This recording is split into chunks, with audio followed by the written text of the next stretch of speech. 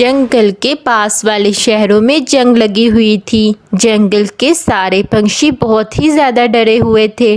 पिंकू चिड़िया पेड़ पर अपने बच्चे चिंटू के साथ बैठी हुई थी। मामा मामा, ये क्या हो रहा है? चिंटू, ये पास मौजूद शहरों में फौजियों की जंग हो रही है, इसी वजह से ये आवाज़ें आ रही हैं। तुम डरो मत, सब ठीक हो जाएगा। जंगल में सभी परिंदे खामोशी से अपने अपने घोंसलों में मौजूद थे।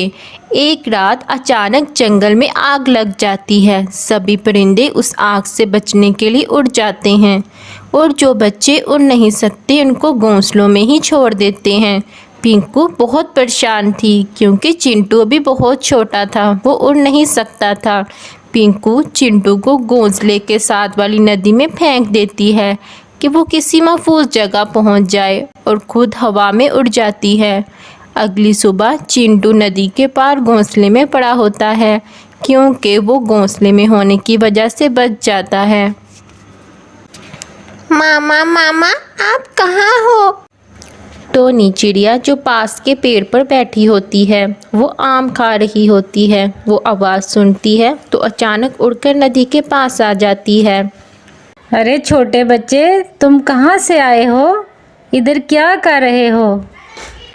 चिंटू खामोश होता है क्योंकि वो बहुत ही ज़्यादा डरा हुआ होता है।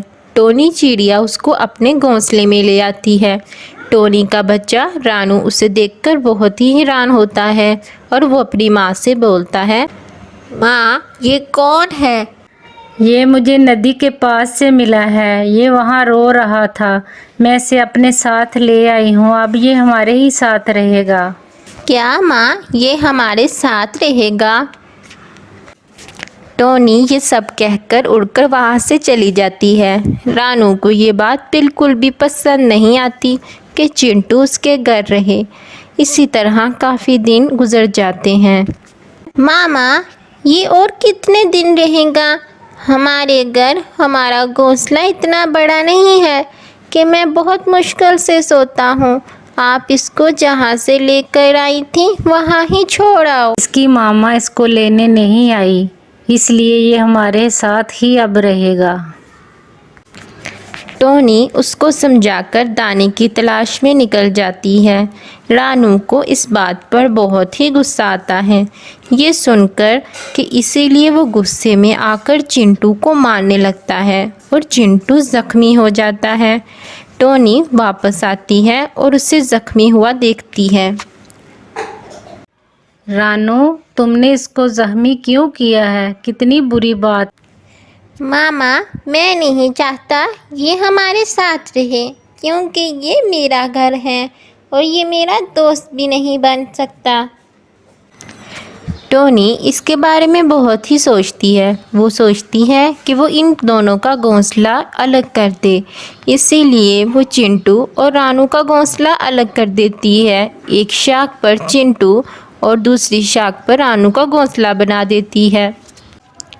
चिंटू बहुत दुखी होता है। इसकी वजह से वो अकेला घोंसले में रो रहा होता है।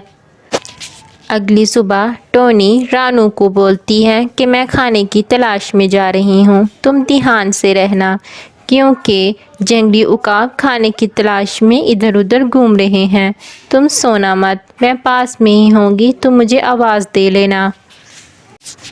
चिंटू ये सब बातें सुन रहा था। रानू काफ़ी सुस्त होता है और वो सो जाता है। चिंटू दूर से आते हुए उकाब को देखता है और वो शोर मचा देता है, बचाओ बचाओ बचाओ। टोनी जो पास में ही होती है वो चिंटू की आवाज़ सुनती है तो उड़कर जल्दी से आ जाती है। उकाब भी ये सब कुछ देखकर वापस चला जाता है। चिंटू रानू की जान बचा लेता है। शुक्रिया चिंटू, मुझे माफ़ कर दो, मुझसे गलती हो गई। मैं तुमको जान नहीं सका, तुमने मेरी जान बचाई है।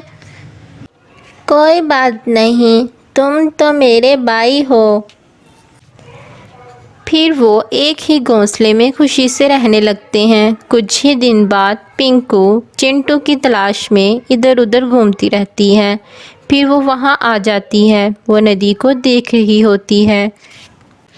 जंगल में टोनी भोजन की तलाश में निकली हुई थी।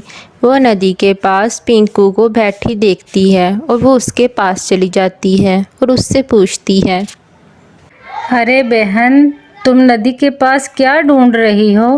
क्या खोया है तुम्हारा यहाँ?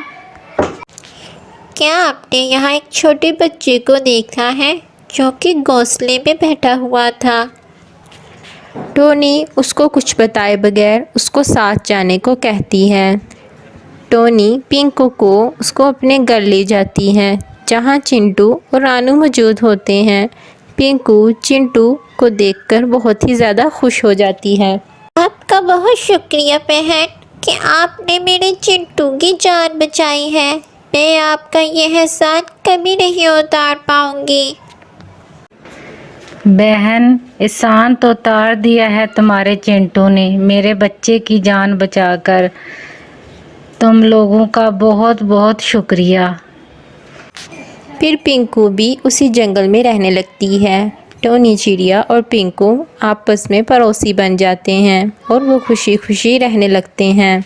तो दोस्तों, आपको हमारी कहानी कैसी लगी? अगर आपको हमारी कहानी अच्छी लगी हो तो लाइक और सब्सक्राइब करें।